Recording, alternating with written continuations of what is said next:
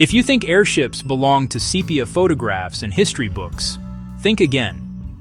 In the past 5 years, several serious companies have moved dirigibles from artist renderings to real flight tests and factory plans.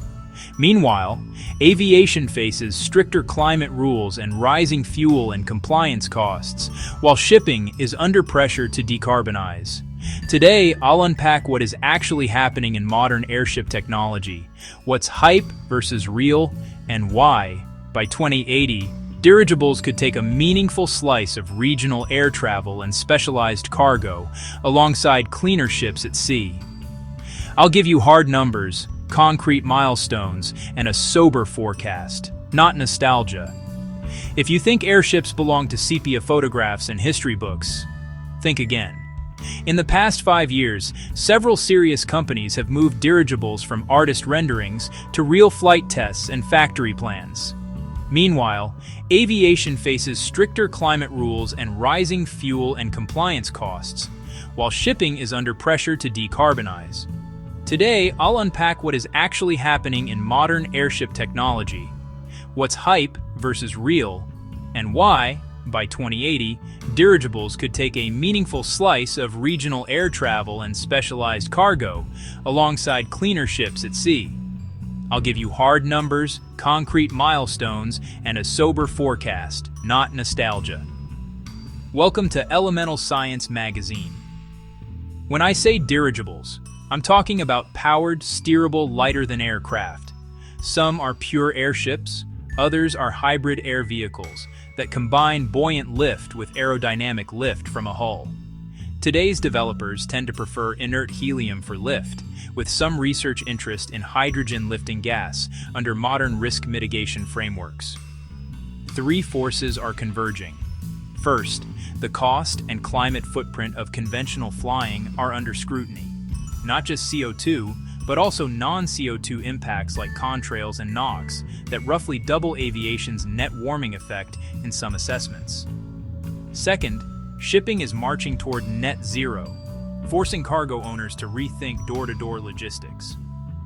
Third, several credible teams have reached the test flight and pre-production stage for large airships, a step that filters out many paper projects. According to the EU's Climate Directorate, non-CO2 effects accounted for about 2/3 of aviation's net climate forcing in 2018. That is pushing regulators to consider how, when, and where aircraft fly, not just what fuel they burn. Even inside Europe, debates continue over how quickly to regulate non-CO2 impacts, with some proposals phasing in reporting obligations by route type.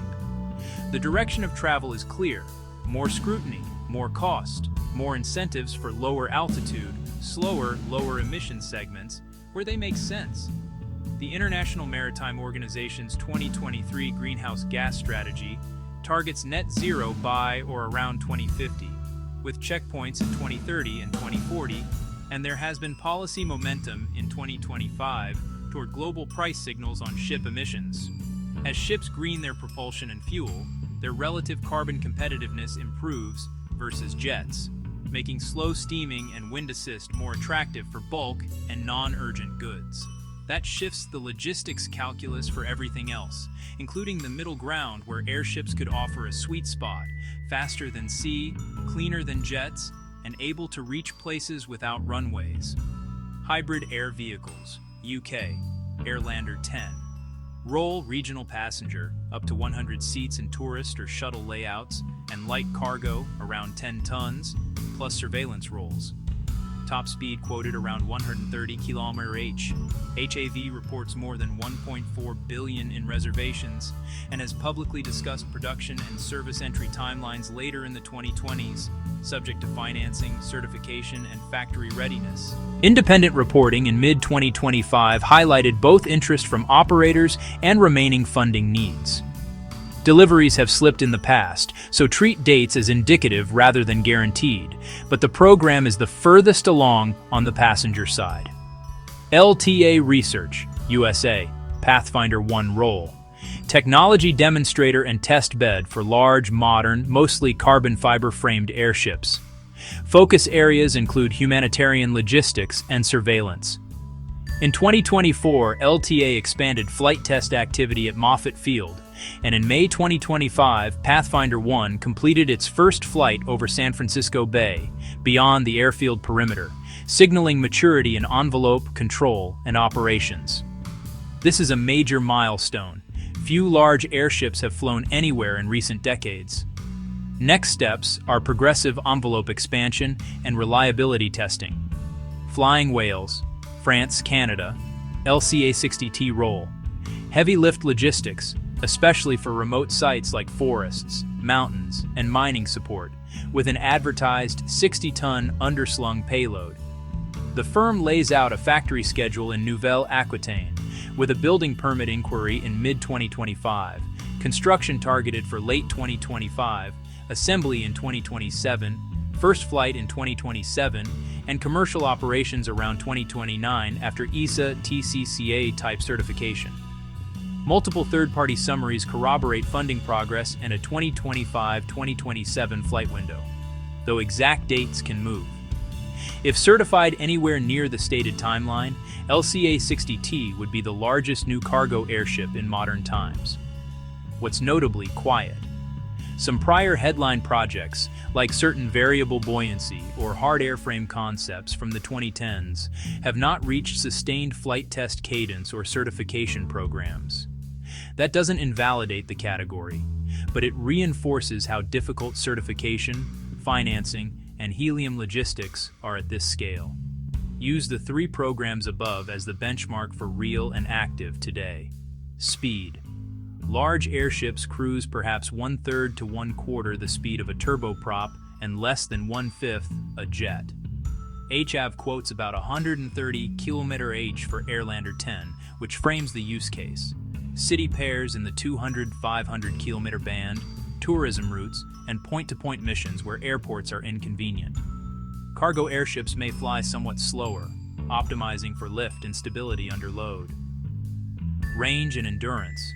Long endurance is a strength, measured in many hours or days, especially for surveillance or slow logistics. But practical commercial routes will aim to balance time to destination and weather windows. Hybrid lift helps at higher weights without balloon-scale envelopes, but you still plan conservatively for winds. Payload. Today's credible designs span roughly 10 tons, Airlander 10 class, up to a claimed 60 tons, flying whales, with the caveat that certification limits, operating conditions, and attachment methods for underslung loads will determine real-world performance. Weather. Modern avionics and certification will allow all-weather, IFR operations within approved envelopes, but crosswinds, squalls, and convective weather demand conservative dispatch. Mooring, hangar access, and ground handling remain non-trivial parts of the operations model. The lift gas question. Helium today, hydrogen on the horizon. Most developers default to helium for lift because it's inert. The trade-off is cost and supply volatility. Helium markets have swung with new sources coming online and outages at existing plants. Forecasts for 2025-2030 range from modest growth to stronger expansion, but the market is tight and prioritized for medical and semiconductor uses. That creates an OPEX and resilience question for fleets. Could hydrogen return as a lifting gas with modern safety engineering? In 2025, NASA published an analysis of hydrogen lifting gas for ballooning programs, arguing that inherent risks can be mitigated through design, procedures, and training, with cost roughly 5 to 10x lower than helium. That is not the same as FAA or ESA approval for passenger airships, and U.S. civil regulators have historically been reluctant to approve hydrogen lift. But technical and regulatory conversations are clearly reopening. Expect hydrogen lift to appear first in uncrewed or cargo applications, in controlled airspace with stringent hazard controls. Energy and emissions math, where dirigibles win and where they don't. The simple narrative, airships emit almost nothing, isn't universally true. Real-world analyses show that conventional airships are not automatically best in class in grams of CO2 per ton-kilometer across all missions. Their advantage shows up when you combine 3 elements: low loiter energy, low infrastructure needs, no runway, and operations at altitudes and profiles that minimize contrail forming conditions. Hybrid or electric hybrid propulsion, plus hydrogen fuel cells in the longer term, could further close the emissions gap for appropriate routes. The upshot: if the mission is moving dense, time-sensitive cargo over 2,500 plus kilometers, jets and future hydrogen aircraft likely win on time cost. If it's bulky but not urgent cargo into a remote site, or scenic regional mobility over water or land with weak airport access, airships start to shine. Business models that make sense before 2035: tourism and experiential travel. Think panoramic, low-altitude sightseeing, island hopping, or eco-lodges. Cabin concepts for Airlander 10 have been marketed heavily in this segment. Capital costs, certification, and helium supply remain gating factors, but the product market fit is clear. Remote logistics. Flying Whales is explicitly targeting timber extraction, remote construction, and heavy equipment delivery where road building or helicopter lift are costly or environmentally disruptive. If the LCA 60T hits meaningful certification milestones, this is the first cargo segment to scale. Surveillance and public service. Persistent wide area monitoring for Coast Guard, border, wildfire, and disaster response. Long endurance and low operating cost per flight hour give dirigibles an edge here, and that's part of both HAV's and LTA's pitch. Infrastructure and certification, the hard, necessary work. Certification: ESA is leading a Type Cert path for the Flying Whales LCA 60T, with Transport Canada joint validation, with an indicative late 2028 target for type certification, according to the company.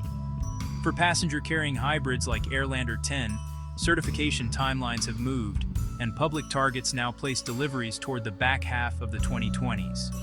The lesson: budget for more time. Factories and mooring. Flying Whales is pursuing a new facility at Lariscade, with public processes in 2025. HAV has described ramp-up plans and annual output goals in media reports, but those depend on closing financing gaps. Mooring masts, mobile handling systems, and hangar access will constrain route choices in early years. Operations. Training airship pilots and maintenance crews takes time. LTA's stepped flight test plan points to a prudent path: progressive expansion, data-driven envelope growth, then operational test scenarios. Expect early operators to be vertically integrated or partnered closely with the OEM. Will dirigibles and greener ships be the norm by 2080? Here is a grounded forecast, not a guarantee. By the 2030s, expect small fleets of certified airships in niche roles: tourism, surveillance, and remote site cargo, operating in favorable climates and corridors with supportive regulators. Sea shipping will be well into a fuel transition under IMO's net zero pathway, with price signals rewarding low-emission vessels. By the 2040s, assuming at least one large cargo platform and one regional passenger platform achieve type certification and reliable operations, dirigibles could hold a visible, if modest, share of regional mobility and specialized cargo. Think hundreds, not tens of thousands, of airframes worldwide. Helium market stability and any regulatory shift on hydrogen lift will strongly influence scale. By 2080, it is reasonable to expect dirigibles to be a normalized option on specific corridors, coastal routes, archipelagos, environmentally sensitive regions, and remote resource logistics, especially if hydrogen lift or fuel cell propulsion is mainstream and insurance frameworks mature. Will they be the norm for air travel? Probably not. Speed still matters for most passengers. But could they be a common, low-impact choice for short to medium hops the way fast ferries became normal at sea? Yes. Meanwhile, shipping is very likely to be predominantly low or zero emission by mid-century under current IMO strategy, making sea travel comparatively greener and potentially cheaper per passenger kilometer. So for intercontinental journeys where time is flexible, ships could indeed see a renaissance in passenger niches by 2080. That is an opinion based on today's policy trajectory and technology readiness, and it is contingent on continued progress in fuels, ports, and fleet retrofits. What to watch in the next 5 years if you care about dirigibles? Watch for flight test expansion and cross-country demonstrations from LTA, formal factory groundbreaking and first article assembly for flying whales, and binding production contracts plus financing closure for HA. Also, watch for any regulator signaling on hydrogen lifting gas pilot programs, even if limited to uncrewed or cargo missions. Finally, track helium market capacity additions and outages. They directly affect OPEX and fleet uptime. Dirigibles are not a silver bullet and won't replace jets for most travel, but they don't have to. Their value lives in an underserved triangle: lower emissions, lower infrastructure needs, and access to hard places at acceptable, not record-setting speeds. The fact that we have a 120-meter class airship flying test sorties over San Francisco Bay in 2025, a 60-ton cargo program with a defined EASA path, and a passenger hybrid with a billion-pound order book is more progress than the sector has seen in decades. That's real. Now it's about execution, certification, and economics. If you want me to dive deeper in a future video, I can unpack the physics of buoyant versus aerodynamic lift in hybrids, run a route-level emissions model against turboprops and helicopters for a specific corridor, or interview engineers from these programs. For now, be skeptical of hype, insist on milestones, and remember, in transport, the future usually arrives in niches first, and then, slowly, everywhere. Thank you for listening to Elemental Science Magazine. Subscribe if you like more such videos.